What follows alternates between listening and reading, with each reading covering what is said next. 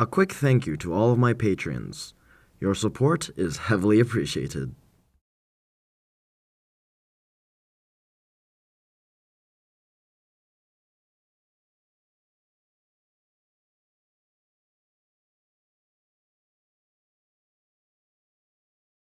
Here be, and welcome to a new episode of Type Moon Character Showcase.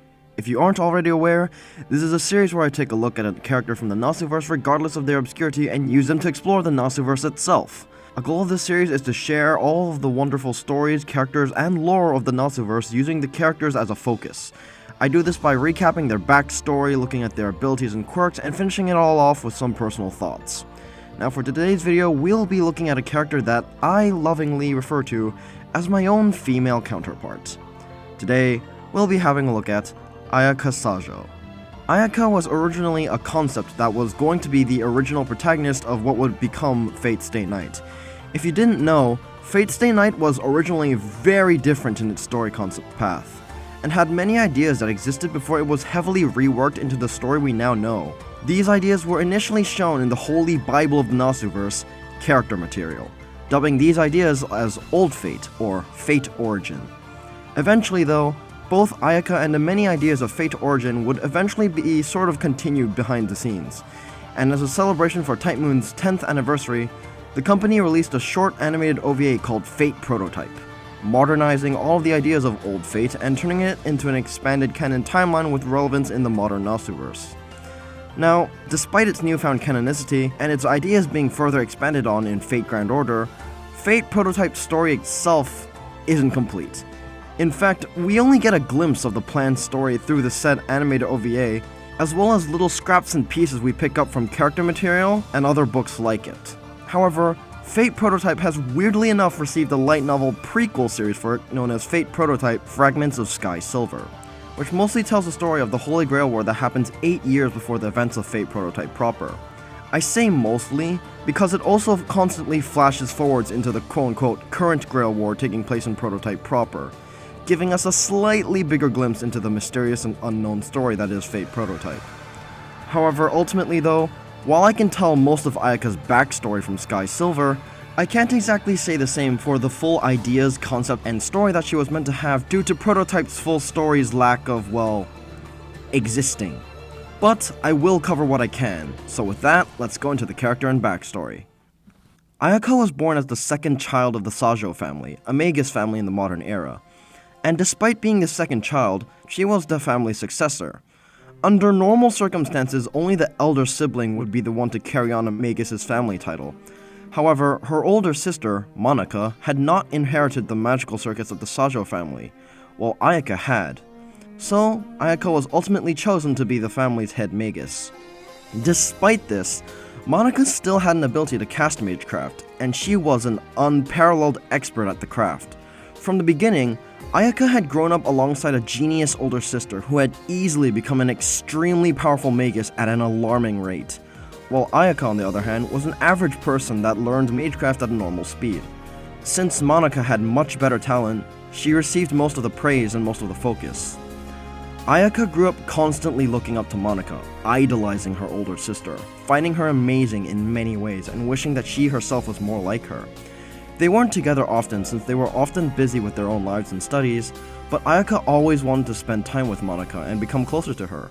It's hard to accurately describe the exact kind of emotions Ayaka had, but it's safe to conclude that she had a complex stemming from inferiority due to being constantly outshone in ability, talent, and recognition.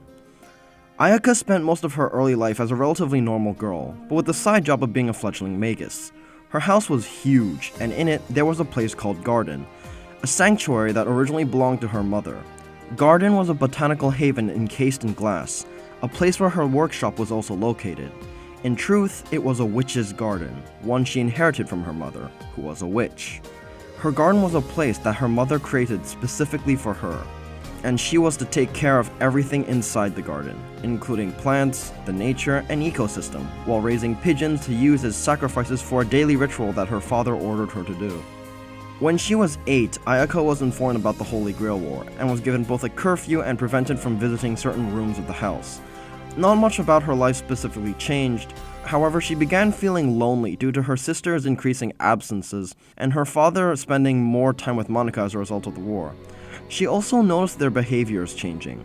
Her father was becoming more paranoid and worried about something, making Ayaka worry for him as a result. Even more, her sister Monika felt even more strange, seemingly becoming much happier after the war began, with Ayaka noticing her unnerving smile, one that sent a shockingly cold feeling down her back. This was because Monika had summoned Saber and had completely fallen in love with him. But her love was warped, both innocent and obsessive. Essentially nothing mattered to Monika other than Saber at this point and her love for him. For Ayaka though, this merely meant further alienation from her sister, but despite her loneliness and worry for her family, she listened obediently as she was taught to, and for now she told herself that everything would go back to normal once the Grail War was over. As the first Grail War goes on, she eventually meets Saber in her garden.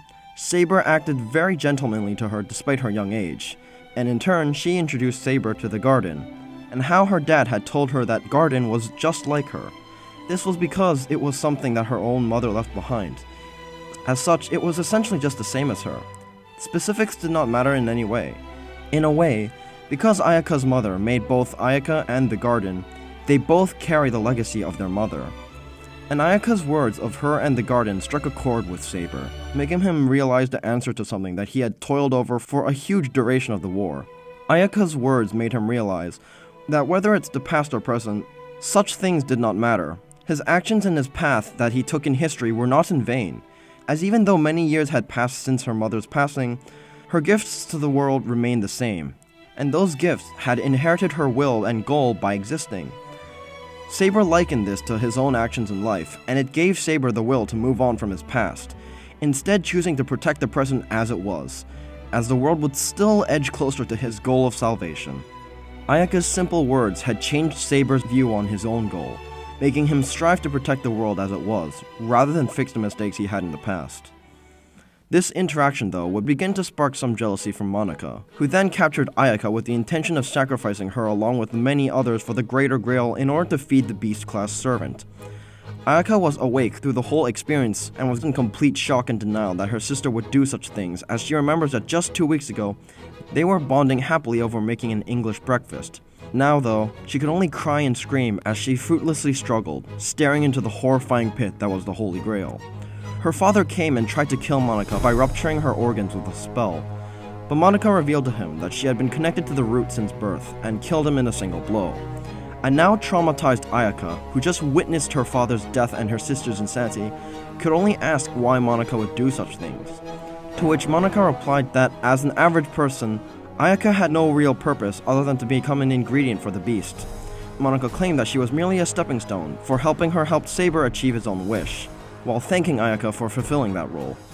However, Saber himself saved Ayaka in the nick of time by stabbing Monika from behind, quickly killing her.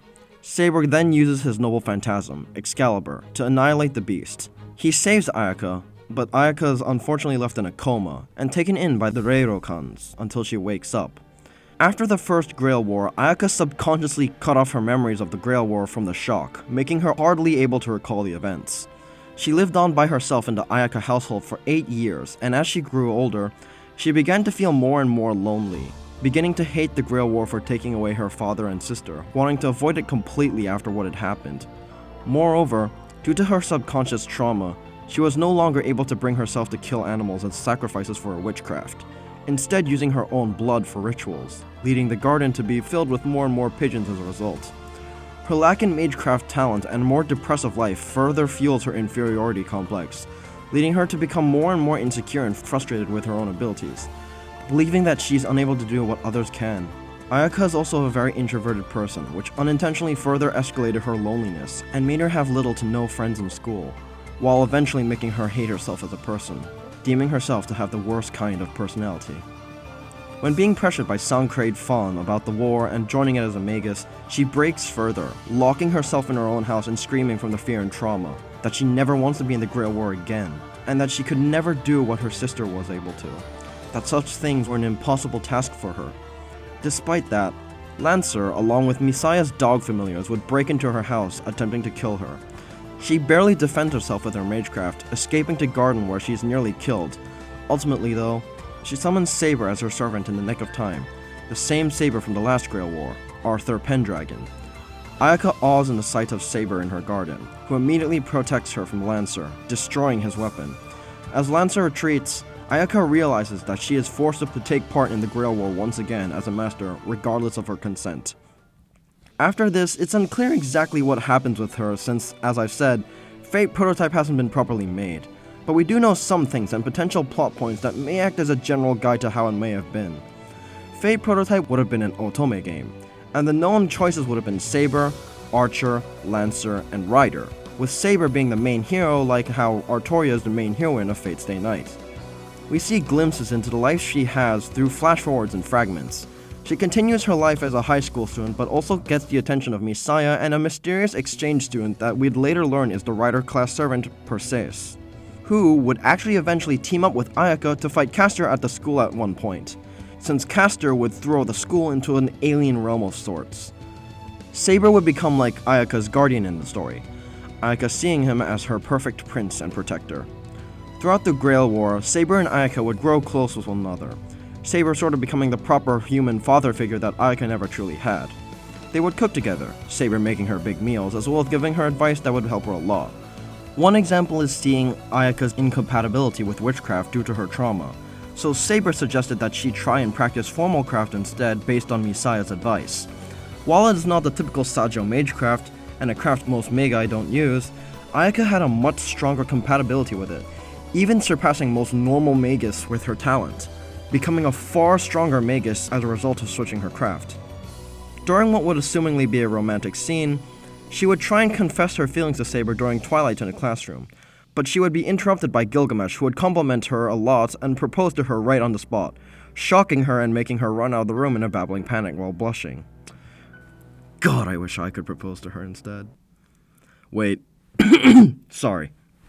She also would have been poisoned by something at some point, and Archer would have been the only one to have the cure, taunting Saber and leading him to have a duel for the cure, as Gilgamesh drew the conclusion that whoever won the duel would cure Ayaka and take her hand in marriage. The result of this battle is unknown. In the semi-late stages of the war, she would have lost Saber during a fight against Sancraid and Berserker, who took Ayaka's command seals and corrupted Saber. If such a thing happened, Lancer would lose his master, as Misaya's curse would have killed her. As such, Ayaka would contract with Lancer and attempt to fight both Berserker and the corrupt Saber, while attempting to save and cure the latter as Ayaka wants Saber returned to her safely. After defeating Sancraid, he would reveal Monika's existence as the final master, as well as the beast servant in the Grail, so she and Saber would eventually go and battle Monika and the beast in one final bout. I feel Ayaka will hit really close to home for a lot of people. She was compared to others since birth, creating an inferiority complex that sort of manifests in wanting to spend time with and being like someone else, sustaining massive trauma over the First War and loss of her own family, making her take massive damage to her mind, while also making her lead down to a path of loneliness, self-doubt, constant failures, and self-loathing. That's the build of a very serious character, one that will resonate with a lot of people with similar insecurities. However, throughout the Grail War, Ayaka is described to go through various major changes. It starts off with her being initially fearful of the prospect of being a master, but eventually mustering up the courage to announce that she'll find the war, that even someone like her could do something like that. At certain points, both Saber and Archer note that when Ayaka takes her glasses off, her personality changes a bit and we see glimpses of Ayaka's true self deep down, and her demeanor seems to become brighter, braver, and stronger. She's naturally timid in public and around people, but inside her house, she becomes more confident, as she feels comfortable there and that she has a responsibility to take care of it. She has positive relationships with not only Saber, but also potentially Archer, Lancer, Rider, and maybe even Misaya. Ayaka would get to find people to rely on, and with her changing her magecraft to formal craft, as well as her surprise talent in it, she would finally gain confidence in her own abilities, not because she magically improved, but because she found a new approach to succeed in her own right with the help and support of Saber. By the end of the story, thanks to the help of Saber and the events of the Second Holy Grail War, the Ayaka Sajyou we would see would no longer be the same one we begun with. She would no longer be alone, or maybe even feel as lonely. She would no longer have overly average abilities or feel incompetent. She would no longer hate herself and would finally find her own value and pride. She wouldn't completely forget her trauma, but she would be able to stand and walk all on her own in spite of it. By the end of the story, Ayaka Sajyou would ultimately face her unparalleled genius sister as a confident, brave, and strong person. You fucking go, girl. In terms of her abilities and quirks, we don't know all the specifics, but I'll go over what I can. Ayaka's original magecraft was an old kind of dark witchcraft. From what we've seen of it, it allows her to bend nature, shooting black feathers and controlling plants. However, during the war, Saber would eventually notice her trouble with witchcraft, and suggest that she try and use formalcraft instead, which is magecraft that uses surrounding mana around her, as he thinks the nature of it may fit her better. This proved correct, as Ayaka's affinity for formalcraft is absurdly high, to the point that Ayaka is able to use it even better than most top-tier Magi, proving it to be a special talent that only she has. She also apparently shares a really close connection with crows. Finally, Ayaka has a workshop in her house called Garden, which is a sanctuary created for her by her mother. It is filled with plants and pigeons, and she takes care of it as well as practices her magecraft there. As for personal thoughts on Ayaka, well, where do I begin? I said back during the introduction that I lovingly refer to Ayaka as my female counterpart. That's an inside joke of sorts, because as an Asian girl with dark brown hair wearing glasses, she physically really resembles me, and my friends can attest to that. Heck, Shujin, who is somewhat modeled after my real-life appearance, well, you can see the similarities. She's like a gender-bent version of IRL Manpig with blue eyes, and that's kind of insane. And it's kind of just a thing that I'm male Ayaka. But in reality, the phrase holds more meaning than just that meme. This will get a little personal, but I need to share some things about my life for you to truly understand how I feel about her. Skip to this timecode if you don't want to hear this personal rant. Ayaka used to say, in my own self-assessment, my character is the worst. I hate to say it, but I know the feeling that one has when unironically saying those words very, very well. I'm not going to be too specific, but there was a point in my life where I felt like everything was falling apart. My family was going through a really tough time. My studies were becoming increasingly difficult as all of my marks were either bad or average. I felt super anxious about the future and what would happen, and I feared so much for whether my life would go smoothly. I felt like my family were breaking apart due to complicated reasons, and as I grew up, I learned more about the political sides of the world and wanted to avoid it all, to only focus on myself and try to decide whether or not everything was worth it to begin with. I got bad to average marks while most of my friends and classmates were getting middle to high marks. I found myself constantly comparing myself to others in everything I did. No matter how hard I worked and studied, I couldn't focus, I got mediocre marks, and I felt so horrible for it. I hated my own abilities and started doubting myself completely. I eventually thought that I was being a burden on others for existing, and I wanted to rid myself of all my flaws. Judging my own appearance, my skills, and personality before judging them all as either too average to be considered positive, or worse. I made relationships with some friends that honestly weren't very positive ones when I look back on them. But I stuck with them and tried to hang out with them because they seemed smarter, cooler, better, more successful than me. I wanted to be like them. I wanted to be them. And honestly, even though they were a negative influence whether they intended to be or not, I stuck with them because I felt obsessed with being associated with them. It was easily the lowest point of my life. Ayaka is not just physically like me. Her entire character feels like a reflection of my pre to mid teenage years. I said earlier that Ayaka's story may hit close to some, and that's because, my god, does it hit close to me. In my own self-assessment, my character is the worst. I'm gloomy, cowardly, narrow-minded, a show-off, and worst of all, I'm hopelessly average. I understand the weight of her words, because I've said similar things about myself before. I've had difficulties in the stability of my family that made me paranoid about my life in the future, just like Ayaka. I found so many flaws with my own personality because I noticed every fault I had, just like Ayaka.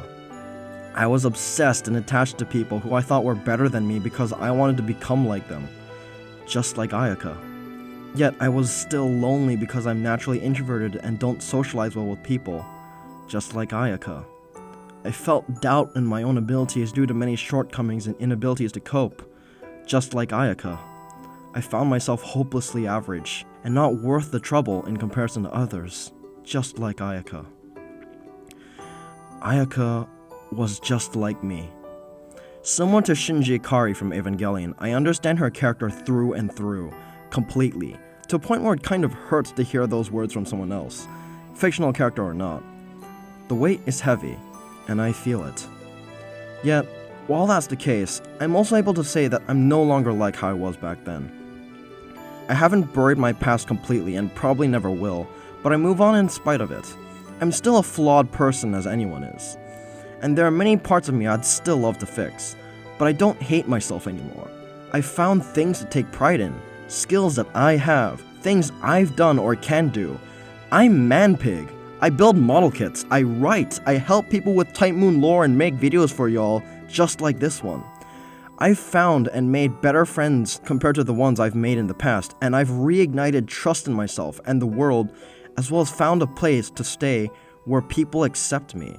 I found friends, I found pride in myself, I found hope. And you know what? Ayaka did too. She moves on in spite of her trauma. She found her own talents and unique skills to take pride in.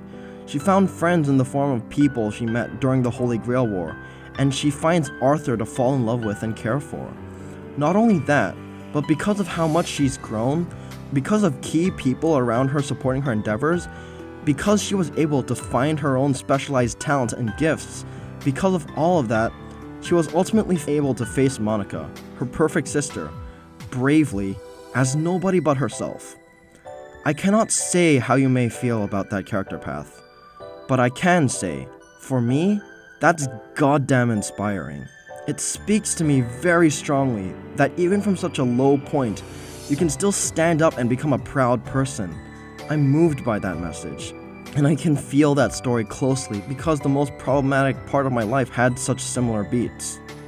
Fate Prototype proper isn't out. The story could change. Heck, the story could be the same but not nearly as good as the concepts made it out to be. And if that's the case, it would be a shame. A very, very big shame in fact, I wouldn't lie.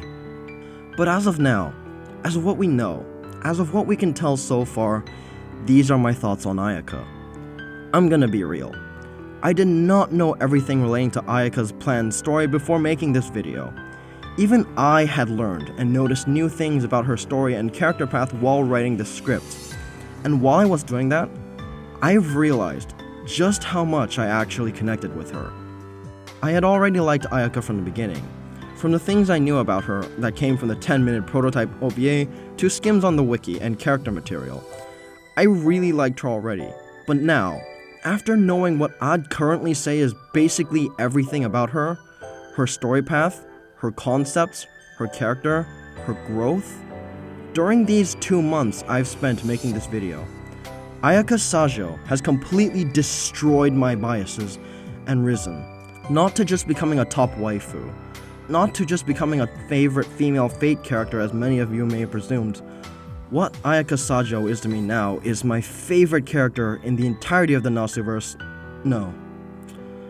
Ayaka Sajyou is my favorite character of all time. Words cannot do my feelings for her justice. I love her. Infinitely so. With that, we end this episode of Type Moon Character Showcase. I hope you all enjoyed watching me gush about my new best girl, and I hope you're all prepared for what will definitely be a steady flux of Ayaka shilling from now on. Regardless of what happens, I hope you liked this video, and I hope that we'll one day see each other again on the internet. Until then, have a wonderful day.